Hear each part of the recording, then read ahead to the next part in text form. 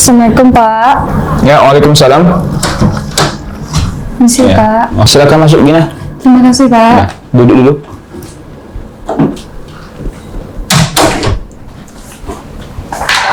Jadi mau bahas apa kita ini, Nah? Mau bahas film Pak. Oh iya, yang Bapak share di grup kemarin ya? Iya Pak. Iya, itu kan terkait film yang akan dilombakan itu kan itu harus menggunakan adaptasi karya sastra.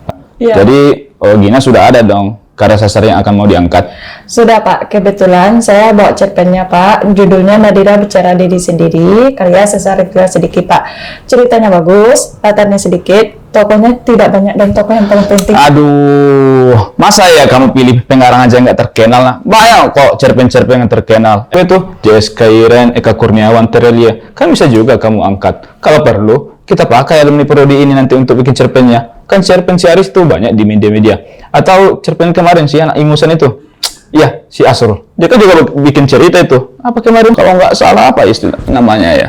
Iya, balada selama. Balada Lapo Lama Pak. Oh, lapor. Oh iya. Iya Pak.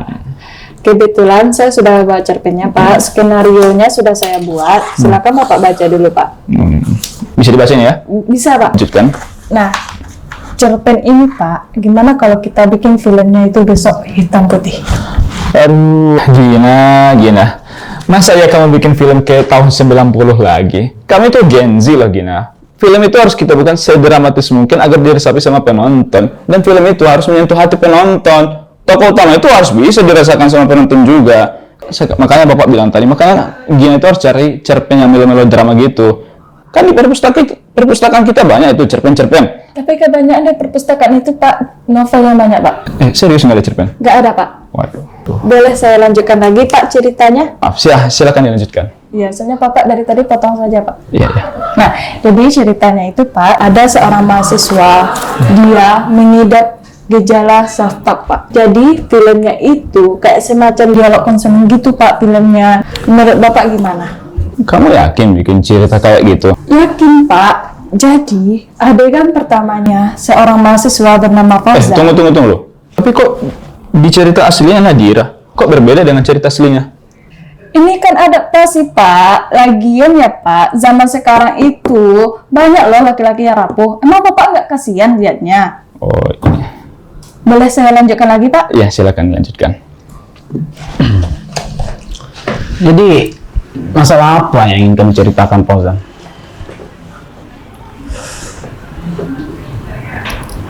Gimana ya Pak? Nggak enak saya sebenarnya mau cerita Pak. Nggak apa-apa, cerita saja. Laki-laki juga boleh bercerita kok. Bapak nggak suka tuh dengan sulatannya laki-laki tuh nggak boleh bercerita. Kalau mau bercerita ya cerita aja gitu.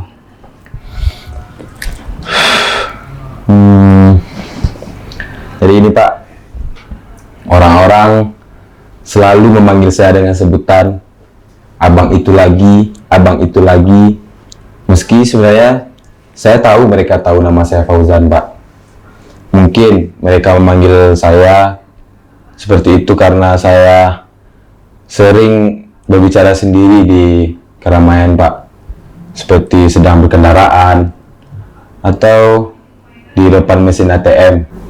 Meski sebenarnya tidak ada saldo yang saya ambil. Kamu udah pernah mencoba menahannya nggak, Fauzan? Saya pernah mencoba untuk diam Pak. Satu hari penuh saya hanya mengangguk-anggukkan kepala saya kepada orang-orang. Terus? Diam bukan solusi Pak. Isi kepala saya meledak membentuk sebuah mimpi Saya menjelma menjadi seekor kecoa yang sedang skripsi. Iya. Di hadapan saya berdiri 3 sosok. Yang pertama, mantan pacar saya. Dan sosok kedua, seekor tikus yang menggunakan jas dan dasi. Dan sosok ketiga ini, Pak, adalah diri saya sendiri, Pak. Mungkin sekian pembacaan makalah dari saya. Bagi teman-teman yang ada pertanyaan tentang materi yang telah saya sampaikan, dipersilahkan. Izin bertanya, Silakan saudari. bagaimana caranya berdamai dengan diri sendiri? Coba mulai dari mandi. Serius, kadang kita benci diri kita sendiri bukan karena luka di masa lalu, tapi karena bau yang terlalu lama kita diamkan. Lalu apalagi? Saya pernah terbangun dengan keringat dingin dan rasa bersalah terhadap diri saya sendiri. Saya merasa diri saya hanyalah visualisasi dari lirik lagu indie yang tak pernah tuntas. Coba jelaskan itu. Suatu malam, saya pergi ke minimarket dengan niat ingin membeli sabun. Namun niat tersebut menguap di lorong belanjaan, Pak.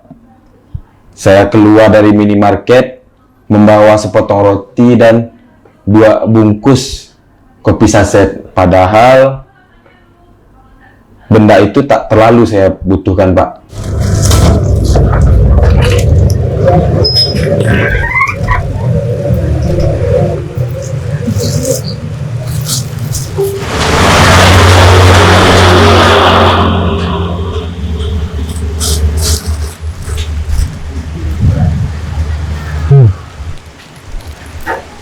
Kalau aku mati hari ini, siapa ya orang yang akan sabar duluan? Sampai kapan? Sampai kapan Abang mau ngomong sama pikiran Abang sendiri? Segitunya Abang pengen mati? Iya! Gina nggak akan paham, nah. Terus Gina apa Bang? Orang lain? Gina ada Abang gak sih? Atau Gina punya salah? Atau Gina... Abang udah punya cerita sama Gina? Cerita Gina Bang, cerita ke Gina! Gina nggak salah kok. Bang minta maaf ya. Bang, udah tutup bang.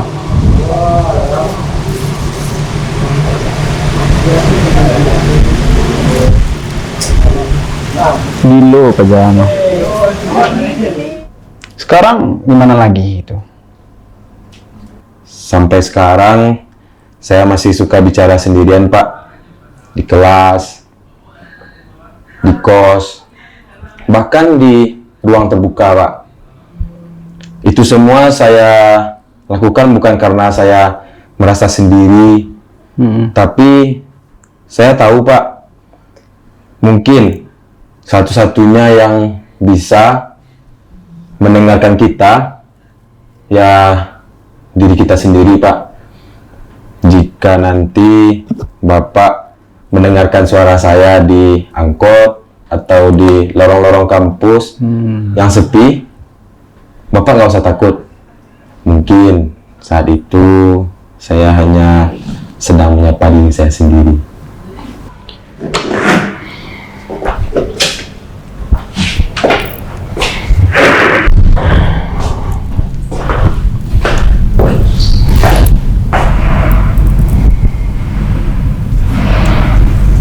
Kamu sadar nggak? Kita hanya figuran di hidup kita sendiri. Sadar, kadang jalan utama kita justru disensor oleh sistem kepercayaan kita sendiri.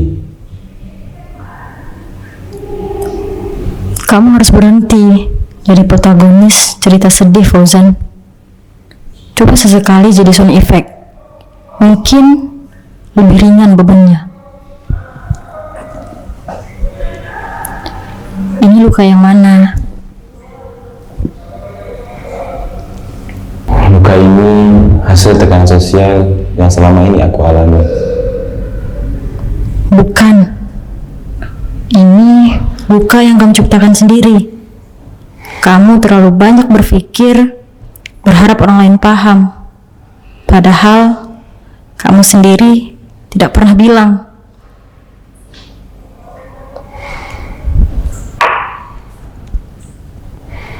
Kapan ya aku sembuh? Kalau kamu terus memaksakan sembuh, kamu bisa lupa bahwa luka itu bukan aib. Kadang, luka hanya pengingat bahwa kamu pernah hidup dengan penuh penderitaan.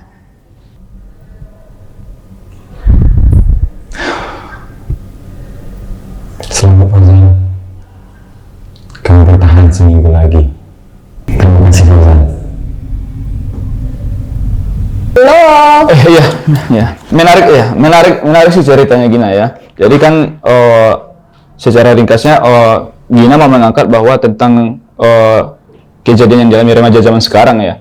Ya, menarik sih. Tapi sebelum itu Bapak mau nanya Gina, alasan Gina untuk mengangkat karya sastra ini apa?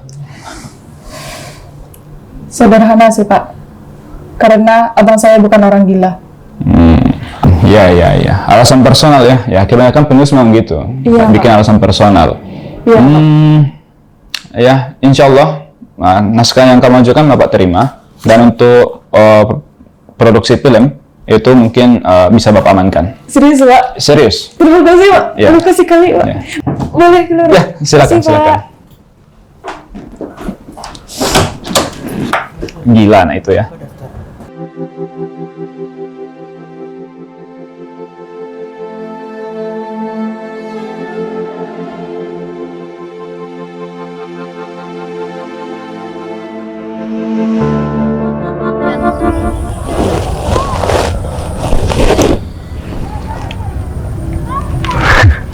Kita tidak gila kan? Tidak. Kita hanya realistis di dunia yang sibuk berpura-pura waras. Kamu percaya Tuhan? Kadang. Tapi lebih sering saya merasa Tuhan sedang duduk santai menonton reality show kehidupan, dan kita hanyalah episode filler yang tayang di pertengahan malam.